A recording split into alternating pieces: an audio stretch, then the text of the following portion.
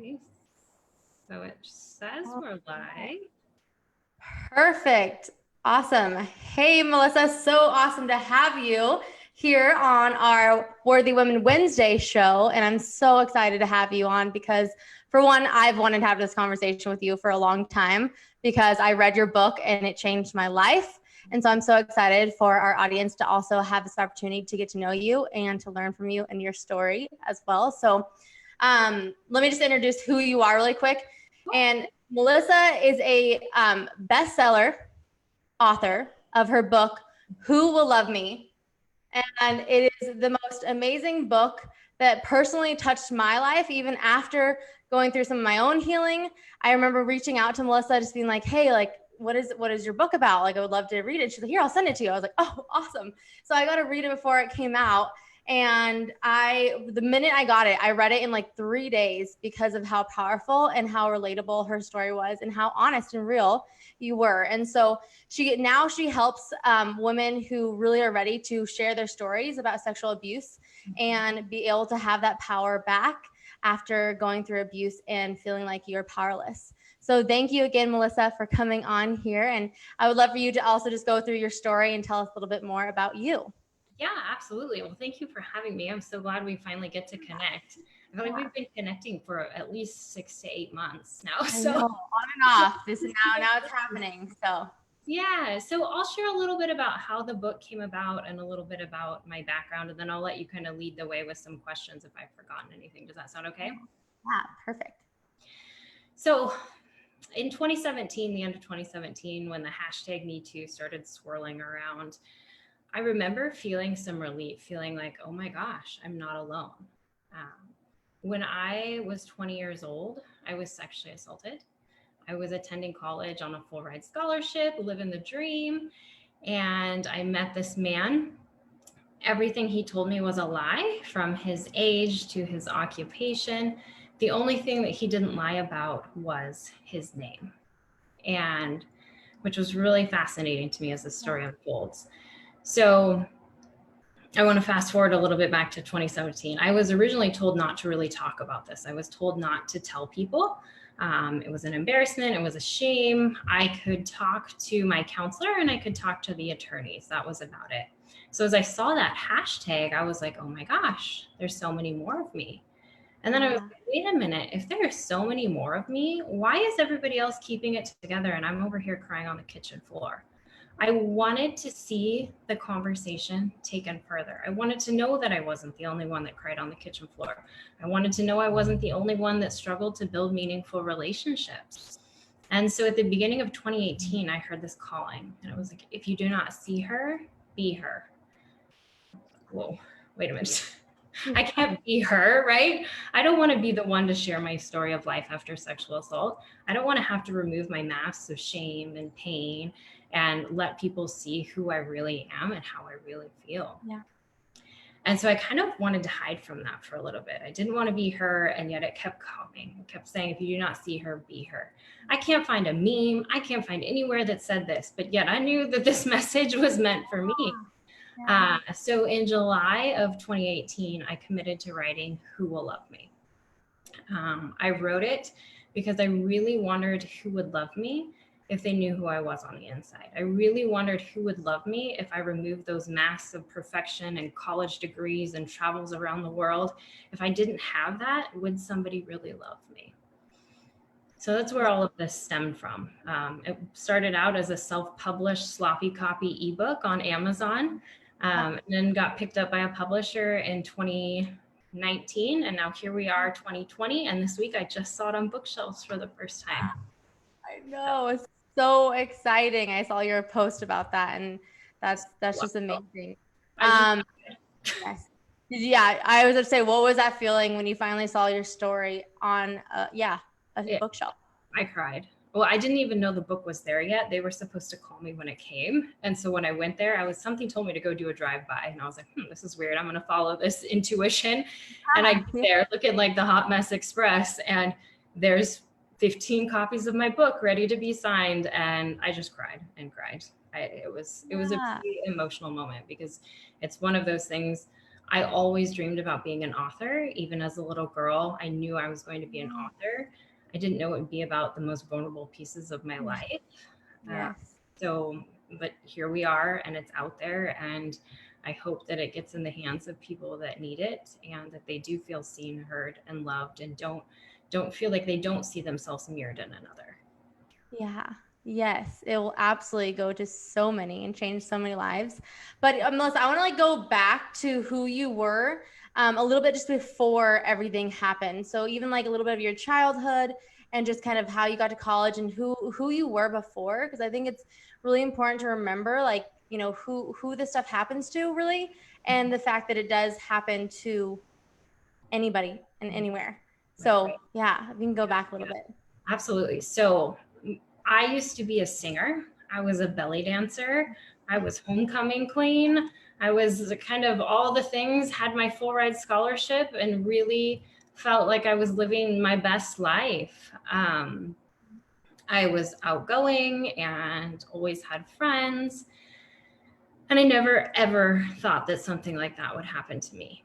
I didn't think that I would attract a serial predator that would not only assault me, but also assault multiple women before and after me. Yeah. I didn't think that was possible. I think I lived in this naive world where this didn't exist. Although really interesting, growing up, I had a family member who always made me practice saying no. She pretended to be somebody bad, and I would say no. And she would pretend to like lure me in, and I would have to practice saying no. So I find it really fascinating that even though somebody tried to prepare me for a predator to come into my life, I still wasn't able to recognize that. Yeah. Because so how old were you when she started doing that, by the way? Probably since the time I was born.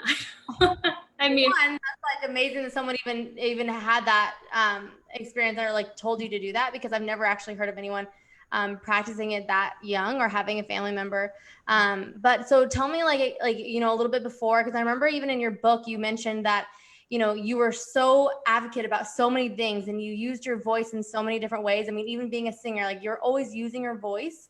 And so tell me a little bit about like how you felt before and really like your reaction to what happened. Yeah, so I definitely used my voice a lot, singing in any way that I could. Even in class, I was young, so I wasn't quite sure what path I was going on, but I was a very vocal, strong young woman. And after this happened, I stopped singing. I still don't sing. I really became timid. I became meek, and I don't know that fake is the right word. I don't really like that word, but I felt very fake. It was like I was living two different lives, this life that I thought I needed to portray and this voice that I thought I needed to use, and then the real me that was clouded and buried deep on the inside. Yeah. Yeah, I can relate, and probably so many can, because you know, going through abuse, it obviously paralyzes you in a sense, and it defines who you are for so long, because most of the time we're told either not to tell anybody, or we're told to you know that nothing's going to change or whatever it is. And so what was the reaction? So for one, okay, I think the audience knows a little bit about your story, but if you could dive deep a little bit more and just explain like what necessarily happened that night, and really just like your reaction afterwards that really surprised you. Absolutely. Yeah. So I had hung out with this guy a handful of times prior to this night. I ended up getting a super bad cold and was just miserable. And he was going to come over and make me chicken noodle soup. And I was like, oh my gosh, this is the dream. Like, this big hunky man is coming over to make me chicken noodle soup. He brought his guitar. He brought me flowers. I mean, really was grooming me, set the stage here. He kept telling me that my chicken noodle soup was going to taste extra salty. He accidentally put extra salt in it, and it might make me feel a little weird. And I still to this day don't know what that meant. But after I ate the chicken noodle soup, almost immediately I had to lay my head down in my hands at the kitchen table. I couldn't hold my head up. And I don't really think that's common from a cold, but I don't know. So I became extremely tired, couldn't hold my head up. I left this man in my living room and I went to bed. I didn't acknowledge him, nothing really. I just went to bed. I woke up in the middle of the night and I went out into my living room. He was still there. I was like, okay, this is really weird. Yeah. And I told him to come to bed. I didn't know what else to do. We hadn't had sex prior to this. He knew that I didn't want to have sex, but my instinct was to say, hey, come to bed. We ended up kissing, which sometimes you do. There's nothing wrong with kissing somebody. There is something wrong when somebody says no when you violate that boundary. I said no multiple times, and that's when he chose to rape me. After or during, as I was trying to get him off of me, he told me he was doing it because he loved me. And that just completely shut me down. Yeah, it makes me teary-eyed. I haven't spoke about that in a long time, and that one still gets me. Absolutely. Once he did get off of me, being the like young vocal person that I was, I expected that I would be screaming and crying and throwing a fit and telling him to get out of my house. And I did none of that. I got up, I quietly walked to the bathroom, knowing what had happened, but not wanting to acknowledge that. And I just remember tears started streaming down my face. And so I left him again in my bedroom and went out to the living room where he followed me, again, trying to tell me that this was a form of love. And from there, I decided to leave him again. And I went into my room, shut the door this time, and went to bed, which is not typical Melissa. I woke up the next day and he was gone. He had left the flowers and his guitar and the disgusting chicken noodle soup. And I remember feeling so confused. And I sent him an email saying that I was 50% to blame, because I felt that if I was 50% to blame, if I kissed him, I must have been asking for it. If I let him into my bed, I must have been asking for it. And so I didn't report it right away. I told one of my best friends at first, and she came over. She was amazing. I can't think of a better person to have supported me in that moment. And in feeling like I had to do the right thing, we loaded up his guitar, the flowers, whatever else I had of his, and took it to his house, which is, I think that was me like not wanting to acknowledge this happened. Like it was my fault. I did this. I asked for it. A few days had passed and one of my girlfriends saw him riding his bicycle on the college campus. And he kept peering through his sunglasses. And so she called me and she was like, Melissa, this is really weird. I lived within walking distance of the college campus. She said, whatever you do, do not walk home. Don't walk home. Yeah. Okay, this is bizarre. So she came and picked me up, and that was when I knew I needed to report. Yeah. So I reported it. I guess I should go back. I originally told somebody at the university what had happened. I reached out to their counseling services because I was trying to figure out what to do. Like I needed help. I mean, my brain was totally foggy, totally didn't know what to do. Absolutely. Yeah. Right. The counselor basically told me that if I reported, it would make my life worse. And many times people don't report because of that. Beyond that, she didn't give me much other advice. She did write a letter for me to give to my math professor to excuse me from classes. I don't know if you remember reading this. Oh, I remember that. Yes. Yeah. So I went to my math professor to talk to him about why I missed class, and I had my letter for him. And the letter didn't disclose why, it just said to excuse me. And he basically told me anybody could get a note from the counselor and that I wasn't excused. Wow. Yeah. And when I asked him if I could tell him what happened, he said he didn't care. And so I left shattered in a million pieces. And well, there goes my college. There goes everything, because I won't go back to that class. So then when I reported to the police were actually really kind to me. I was fortunate to have an experience, unlike many women or men who have reported. The man who came was extremely kind, supportive, took down the details, and he did a really great job. I'm thankful for him. Yeah. After reporting, I got a call from Detective Green. I don't even know if that's his real name, but that's what he went by. Yeah. Asking me to come down to the station to look at mugshots. And that's when I knew I was in trouble. Like, this was bad news. Yeah, I went down to the police station to look at the mugshots, and sure enough, the person who assaulted me, his mugshot was in there. And after I confirmed who he was, the detectives had me go with them and show him where he lived. I knew where his mom lived. So I showed them all that, and then they were able to confirm to me that he was a serial predator. He wasn't even supposed to be in the state that I lived in. He was on probation because he had done it to a minor in California. Wow, to hear that, and man, after all that, yeah. Right. So it was, after that, I knew I had to tell my family. I hadn't told my family because I was really concerned that they would blame me. After all the prepping and the teaching me to say no, there I was in this situation. Yeah. Terrified. Unfortunately, when I did finally tell them, I was met by some with blame and said that I let him into my place. What did I expect? I asked him to come to bed. What did I expect? Yeah. So from there, they weren't able to locate him. I had to move to a new city. More so, I think, in a sense, chose and had to at the same time. I didn't feel safe there. So I relocated, started school at a new school. They chose not to proceed with my case because they said there wasn't enough evidence. I didn't have the rape kit done.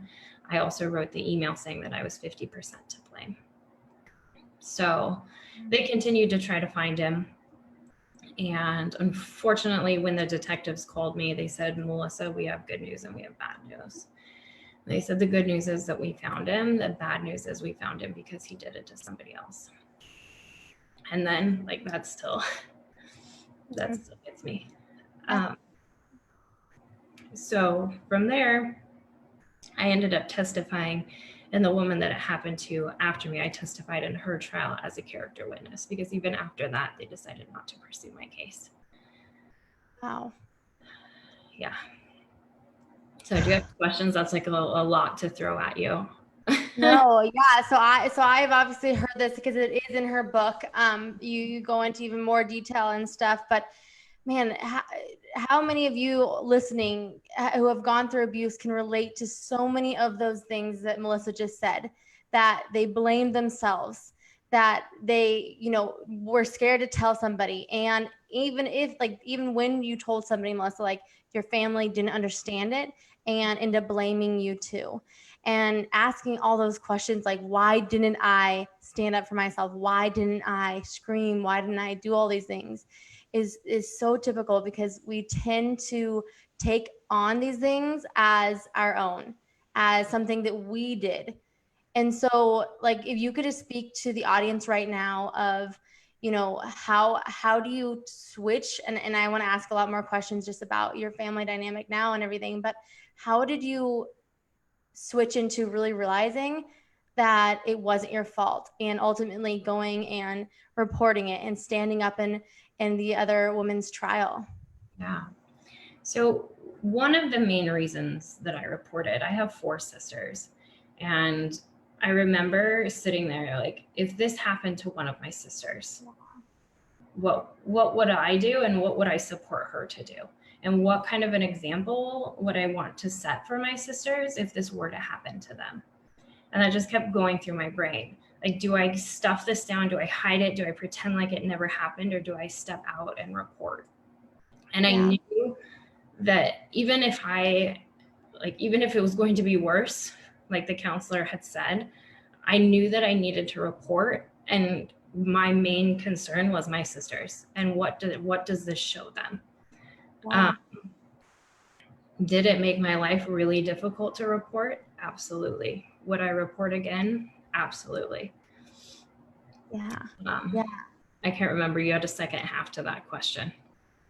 Yeah, just about like how you ultimately came to that conclusion and how you really started to realize that it wasn't your fault. Yeah. So it took me years to realize it wasn't my fault.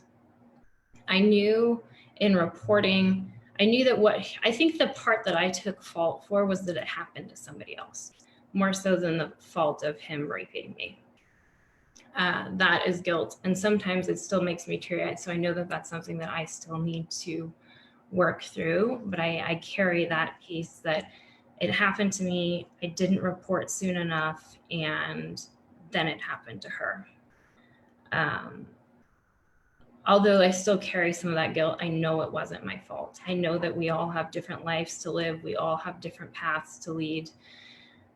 I've done a lot of work and healing. So in my book, I talk about I've traveled to multiple areas of the world and met with spiritual healers in Tanzania. I've met with people in Greece. I've kind of studied all different healing modalities that synthesize the body and the mind.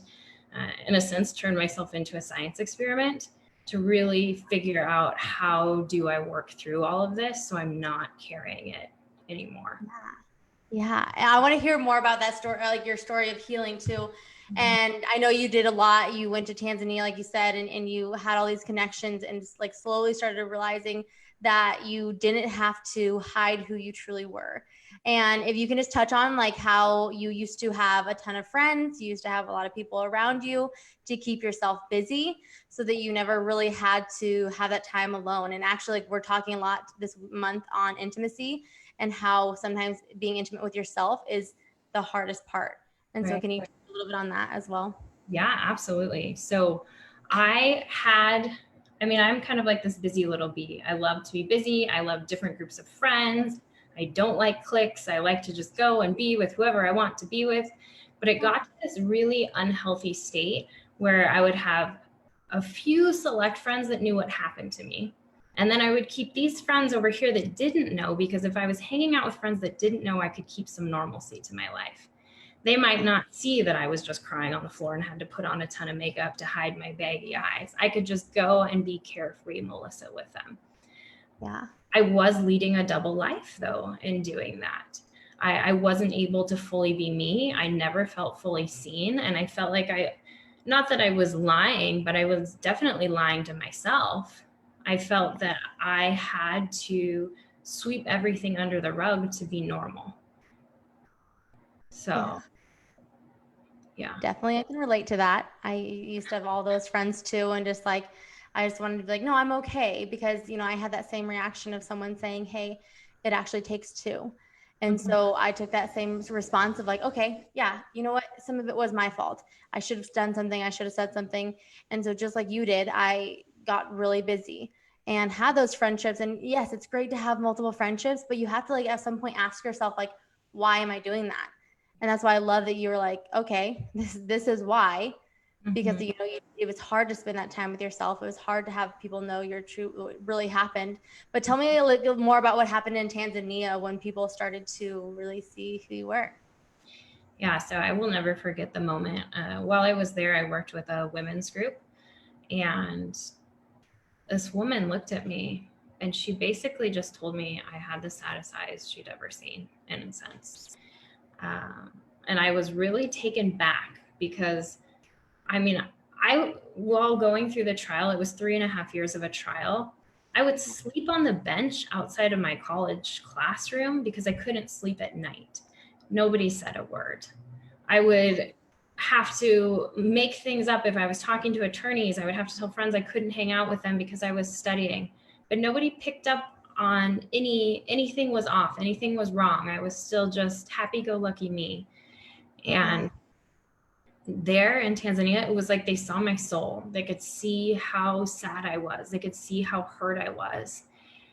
And I wanted, on one hand, it felt really good. It felt great to be seen. And then on the other hand, it was like, oh my gosh, they see me. Now I've got to put on 10 more masks to fix this because I don't want them to see me. Here I am supposed to be leading this women's group. And how can I lead this women's group if they think I'm a hot mess on the inside? Yeah. Do you think, I'm curious, like, do you think that when you went to Tanzania, do you, and I can relate to like people not even noticing, do you think that you, when you went to Tanzania, that it was like finally like you would put on the mask for so long that like somehow it was breaking down? Like somehow I think after a long time of having that mask, it's like it gets harder and harder to act like you're okay and happy-go-lucky, like you said. Yeah, that could definitely be part of it. The trial ended almost right before I went to Tanzania. And so right before I went, though, I found out we were going to have to do it all over again, which is a whole nother story. But I think that that could be part of it. I also think that culturally, it's very different there. They're very much a collective culture and about their people and their relationships. And here we're pretty individualistic. And so looking at somebody and seeing somebody in the capacity of connection to the whole versus like, this is about me and I, not about the we, is a very different way to look at life and look at people. Yeah, and that's an amazing way to look at life and actually be able to see, look into someone's eyes and notice that something's wrong. And so, like you said, like you wanted to put on all those masks, but what did you end up actually doing during that time? What were some of the realizations you had? Yeah, so I wasn't able to put on the mask. Eventually, so we lived in kind of similar to dorms. It was a big house with basically rooms full of bunk beds. It was amazing. I started having nightmares and I started yelling no in my sleep. So the anniversary of the rape, I typically tend to start having nightmares. My body starts to do things that it doesn't typically do. Your body knows that trauma's happened, whether your brain remembers, the rest of you remembers, your body knows. And having those nightmares and yelling no in the middle of the night, I remember being so mortified that people had heard me. And fortunately, I had made some of the best girlfriends there. They didn't say a word. They knew why I was yelling. They knew that I was having the nightmares, and they were just there to support me. And I hadn't experienced that yet with friends. I don't think, not because my friends wouldn't have been there, but because I didn't allow myself the ability or opportunity to tell them. So I didn't give them the opportunity to be there. Yeah, that's such a great point. That's such a great point because sometimes like those around us who knew us during that time of us having that mask up can feel a lot of guilt for not being there for us. But I always like tell my friends too, I'm like, I didn't allow you to be like inside my life. Like I didn't allow you to have those conversations. And like maybe they did try to ask questions, but you probably maybe pushed it off and stuff. So like as a friend, maybe you've had a friend who's gone through abuse, like know that like it wasn't the right time, and just because you didn't necessarily see through the pain doesn't mean that you're a bad friend either. And so I just want to bring up that point too, because it comes from like, I know audience, like the audience on here is listening to this as they relate to your story of abuse, going through it themselves, or they know somebody maybe who's gone through abuse as well. And so what are some questions you think that you could ask those friends, like now that you've gone through it, like how do you think that, so I mean she said that she's noticed your eyes, but like what are some questions you can start asking your friends and those around you to actually start bringing up, like actually checking on your friends and seeing how they're doing? Do you mean like, can you reframe Yeah. that? I'm kind of confused. Yeah. No, so I was like doing two questions at once. I try to combine them. So like really like, how do you talk to your friends if you like suspect that something has happened? How do you stand for your friends without, making them feel like pressure to share their whole story? Mm-hmm. So I think that's where the importance of listening comes in. And there's also this idea of just sitting in the silence with somebody that's really difficult because we're fixers, right? We want to help our friends. We want to be there for our friends. We want to know all the things so that we can hold their hands through it. And sometimes they're not ready to talk. Sometimes they're ready to have you listen. And sometimes there's just that importance of just sitting and being versus trying to ask them anything. Yeah, exactly. There's this, I'm going to quote this children's book called The Rabbit Listened. Have you ever read this book? No. It's my favorite children's book in the world, but it talks about this child who had this amazing idea of architecturally building these block sculpture, and it gets knocked down, and the squirrel comes in and does something ridiculous. The cow comes in. All these different animals do these weird things to ask him questions and tell him what he should do. And yet the rabbit just silently comes in and is there and just watches and observes, and the rabbit kind of goes over to him and just sits. And then eventually the boy or girl, I don't remember, ends up talking to this rabbit, because although the rabbit knew and could sense, the rabbit didn't force, the rabbit didn't try to change or manipulate or fix, the rabbit just was. And I think that that's really important to know for people who've experienced trauma, really of any kind, that trying to be the fixer or the savior or get frustrated if they won't talk to you, they're not talking to you, and it has nothing to do with you. It has everything to do with them and how they're feeling on the inside. It has absolutely nothing to do with you as a friend. Yes. I love that you point that out. I actually just had someone come to me and say like that one of their family members has shut them off and has blamed them. And I was like, that has nothing to do with, for not stopping it. And I was like, that has nothing to do with you. That has something to do with what they're going through emotionally right now. And right now they're not ready for that support, but that's okay. And still stand there and be there for them. And like you said, listen. Mm-hmm. Listen. Yeah. Right. And listen without even the intent of them having to say something. Yeah. Or just a being. Yeah.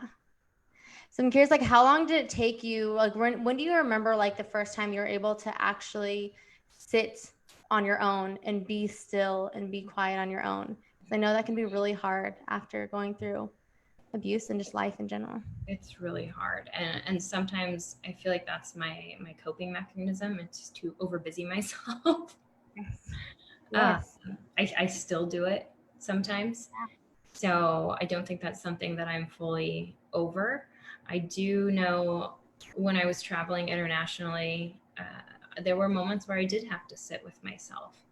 And sometimes it was really hard to see myself. I know when I first moved to Greece, I moved to this little island of Skopelos, and I moved in, I think it was February, and it's such a touristy place that most things were closed. And so it was basically me on this island with a bunch of the locals who were wonderful, but many of them didn't speak English. And so I found myself reading every book in English that I could find, and I didn't have TV in my flat, nothing. And so those were the times that I remember really having to look at myself and say, oh my gosh, let's just take a minute and breathe here, and let's get back to figuring out who we are and who we were, and is who we were who we want to be today. Because the reality is that the singing, dancing girl that I was before, maybe she's not exactly who I want to be right now, and that's okay. I think there's this idea that we need to get back to who we were before, and I don't think that we can ever go back. I think that we need to love who we are today in whatever capacity we're in, and know that that person is enough. And then start moving forward. Yes, absolutely. Moving forward. And something you said in your book actually was that like the first step was acknowledging that you even weren't okay. Right. Can you touch on that? Like, I remember, I think it was, I forget what chapter it was, but you basically were talking about how one of the huge realizations you had was realizing you actually weren't okay, and that's okay. Yeah. So definitely for me, in most areas of my life, acknowledgement is key, because I didn't want to acknowledge that being sexually assaulted affected my ability to build meaningful relationships. I didn't want to think that it had affected my life at all, because over here, I was doing all these great things. I was getting my education and I was traveling all over the world, right? This didn't affect me. Yeah. I couldn't build meaningful relationships. I can't be real and vulnerable with people, whether it's friends, dating, family, if I'm wearing all of these masks. I feel like real friendship, real relationships include vulnerability. And so for me, acknowledgement came in the form of, I'm going to acknowledge this, but I don't like it. And that's how that started. It was like, okay, I'm going to acknowledge that sexual assault is affecting my ability to build meaningful relationships. I don't like that, but I'm going to acknowledge it. And even if it's that acknowledgement is just saying something like that, that awareness starts making a shift. And learning, the next step in that is learning to love that acknowledgement. Like, oh my gosh, like this is really cool information, right? Mm-hmm. I am noticing that being sexually assaulted is affecting my ability to build meaningful relationships. What? Because once I have that piece, then I can go, which is my next step in the book, to begin to embrace change. Yeah. Yes. Mm-hmm. I love that so much, because I think sometimes we like get excited about, or not excited, actually. It gets intimidating that we have to start healing, or we have to do step A, B, and C. And like, you're like, maybe you see somebody else that has been able to share their story, or maybe you've been able to, you see, you know, Melissa or I sharing some information, personal information. You're like, well, they can do it, but I can't. And to realize that, like, the first step is actually being like, hey, it's okay that I'm not okay. And like you said, just acknowledging it, because then you get to go forward and you get to take those baby steps. It doesn't have to be this huge overnight, like, dramatic change. It just takes time. So can you go on to your next step? Yeah. So from that acknowledgement piece, it's then for me embracing change, because once I acknowledged that sexual assault was affecting, I'm going to just use in the context of building meaningful relationships because that's the book. Yeah, no, I love it. Yeah. But once I was able to acknowledge that, then I was ready to embrace change. I was ready to start learning about, okay, what are the areas in my life that are affecting my ability to build meaningful relationships? So what areas has the sexual assault affected, and how do I move forward? How do I begin to lead a life that I love and work through my trauma? Yeah. Mm-hmm. Yeah. So yeah. So how did you start doing that? How did I do that? So I really dove into the studies of holistic leadership. And within that came the studies of the synthesis between your mind and your body and your spirit. So mind, body, spirit. And I begin, so once I've acknowledged something and then embraced change, for me, the next 3 steps are really interchangeable, because sometimes your body's going to say something, sometimes your spirit's going to say something, sometimes your mind's going to say something, right? And there's it's not a linear process. Healing is not linear. We're not going from A to B here. We're going from like A to C to X, Y, Z. I don't even know. Yeah. Yeah. Right. So for me in the book, I start with the mind, because many times that is sometimes easier to think about than spirit or body. And so for me, I really took the thoughts that I had. So I thought I was so disgusting. I was so damaged. Nobody would ever love me. And learning that those thoughts served a purpose. So instead of thinking them as negative or thinking of them as negative, I went on to be like, oh, wait a minute. I think I'm disgusting. Wait a minute. How can I love that disgusting, right? What has this disgusting done for me? That disgusting has protected my heart. That disgusting has saved me from jumping into multiple relationships because I wasn't ready.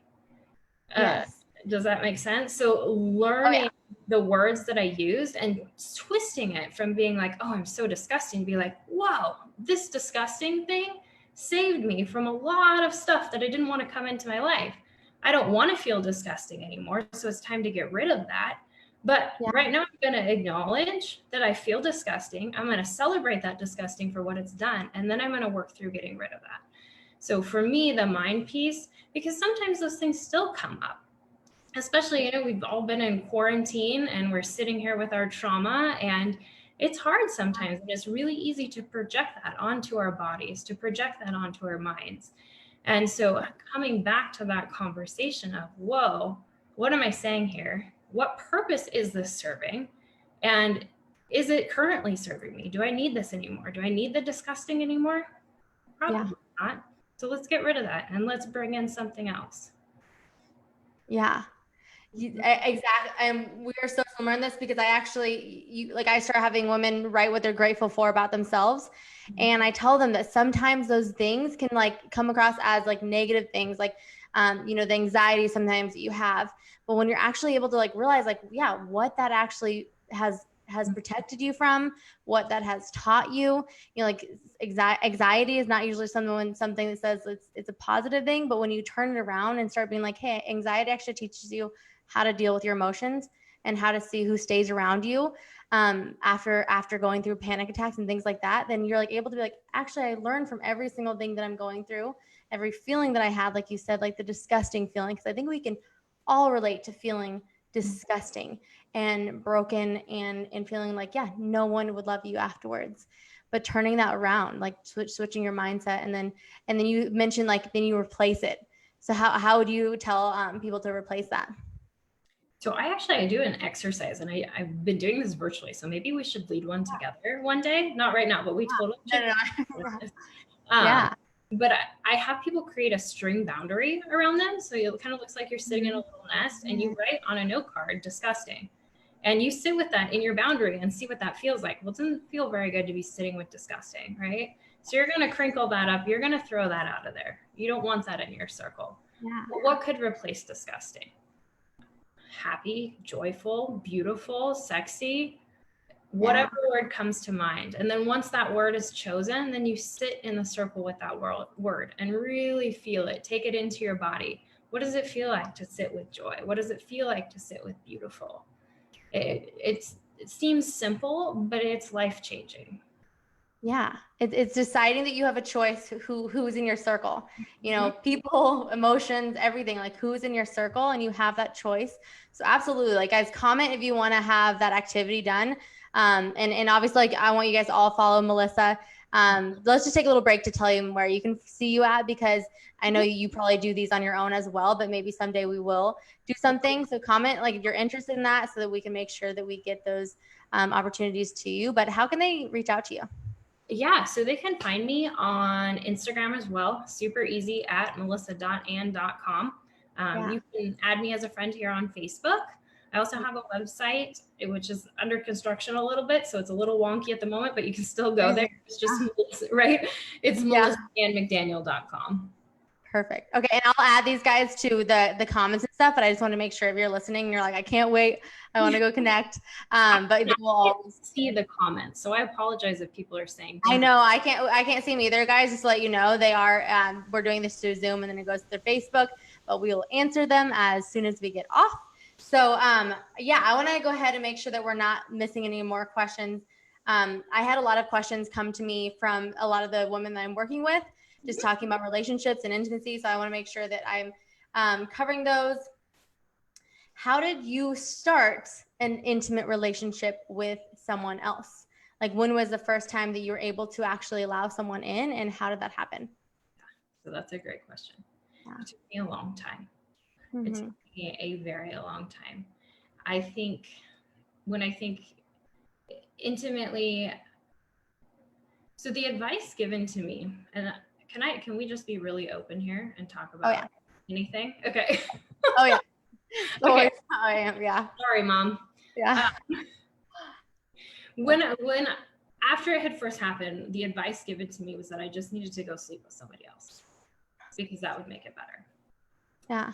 Do that. I didn't take that advice. I was like, there's no way I want anybody to get near me. But that was the advice. Like, I just needed to go get under somebody else and things would get better, which is terrible advice. Don't take that advice, right? Yeah.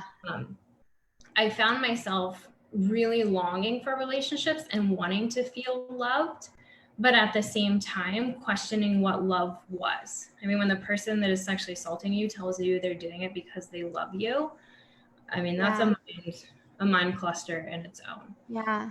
I spent a lot of time in very bad relationships, in mentally abusive relationships. I would find myself dating people. It was almost like I was attracting people that were confirming the way I felt about myself. So if I felt disgusting, I was going to date somebody that made me feel disgusting. If I felt, for some reason, I really like to project that disgusting feeling to my weight and my size, which is interesting and I think actually common. But I would find somebody that would make me feel like I was overweight and would confirm that for me. I found myself in situations where I would want to say no to intimacy, but I would say yes for fear of being assaulted.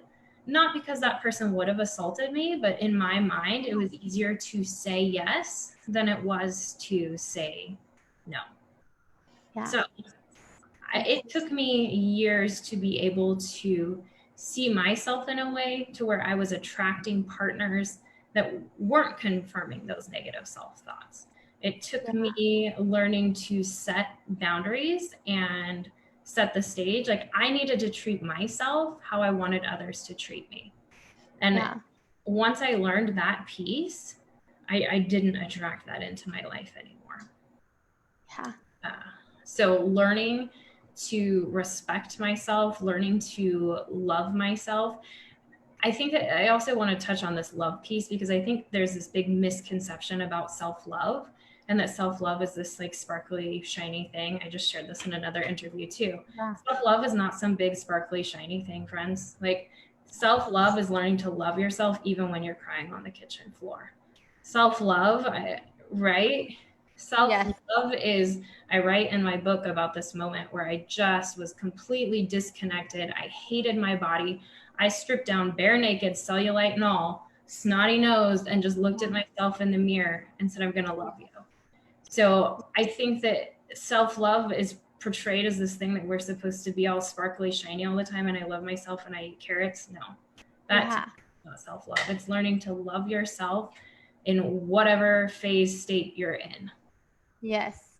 Because otherwise it's like, oh, not today. Like, I'm not feeling like I can love myself today because we put that picture out of like, oh, I'm going to self-love and it's going to be this beautiful walk and on the ocean, or it's going to be a bath, or it's going to be, you know, something like, and yes, all those things are amazing. Absolutely schedule those things in your life, but those are not how it always looks, because it's actually about taking that daily step to actually love on yourself every single day, whether that looks pretty or not, whether that looks like tears or not tears. And so I love that you pointed that out. And I love that you pointed out that it starts with you. You cannot have a healthy relationship until you are willing to be intimate and like connected to yourself. Because ultimately, like, yes, you project what you feel about yourself onto the next relationship. And the awesome side of that is that when you start showing up for yourself differently, when you start having your shoulders back, your confidence back, your knowledge of how amazing you are back, you attract these amazing people. And so, and if you can touch on that too, just like, yeah, when you start showing up differently, you're not going to be attracting the person who's going to try to hurt you again.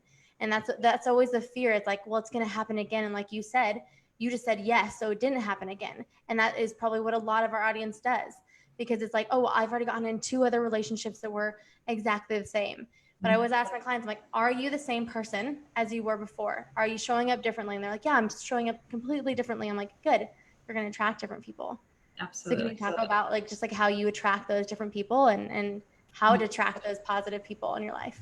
And this can be friendship or a romantic relationship. Yeah, I think it's both. I would even say the friendships that I attract into my life on that level are so much more intimate and real and vulnerable. I show up as me. Whoever I'm going to be that day, that's who I get to be. And you can take it or leave it. And what I find is all of those masks that I was wearing, the masks of trying to be perfect all the time, that made me not have friends. That nobody's perfect, right? We're all people, we're all human. And so on a friendship level, for sure, the more I started letting myself see myself, then I could let other people see me. And the more that I let other people see me, the deeper my relationships got. Yes, absolutely. It goes with everybody because like even more than ever in this world, like we need honesty and vulnerability. Like we've tried that as a, you know, a country, as the world of like putting up a mask, not talking about these hard topics like abuse, child abuse, sex trafficking, you know, racism, like all those things. We've tried that. We've tried to mask that and not talk about that. And right now in this world, we need honesty and realness and openness to have these hard conversations. Absolutely. Yeah. So what are you seeing like now? Like what is some like advice? So if someone maybe has gone through abuse or painful life experiences, because I think this can relate to a lot of people in general, but what would you say were like the 3 things that you do every single day to help you show up for yourself? Yeah, I think the first thing is that acknowledgement piece. Yeah. I mean, that can show up in so many areas, not even just in being sexually assaulted. I think even in my relationship with my partner, having the ability to acknowledge and own what is mine to own is huge for our relationship. There are times where somebody might say something to you that triggers you, and then you might get angry with them. But learning, wait a minute, this is what was said, but this is where it is inside of me, and acknowledging where that is. It doesn't mean that what they said wasn't hurtful, but it means that there's something in you that's triggered. So I feel like carrying that little nugget of acknowledgement around is super helpful. And understanding, is this for me? Is this serving me right now? That's huge. Yeah. So what would you say, like, to just for the trigger part? Because I know that that is a continuous process of healing, that you do have things come up, you do have memories come up that maybe you've never had before. Maybe you're just now having these realizations that maybe you've gone through some kind of abuse. Like, what would you say to someone who is experiencing these triggers? Yeah, I would say triggers feel terrible, right? They're miserable. But at the same time, triggers are information. And I try to, if I get triggered, I try to celebrate it and be like, what? This is more information for me. The example I use a lot is I was in a workout class and we were supposed to be bench pressing, and it triggered me. It took me right back to that place of trying to get him off of me. Oh, yeah. I had nightmares forever. I wasn't able to use weights in that capacity for a really long time. Yeah. But instead of being really angry with myself and being, oh my gosh, here we go again, I was like, wow, this is really great information. And this is another area that I need to heal in. Like, how cool is that?